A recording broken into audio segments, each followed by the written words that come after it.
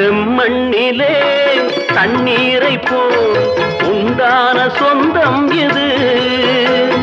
சிந்தாமணி ஜோதியை போல் ஒன்றான பந்தம் இது. தங்கை அல்ல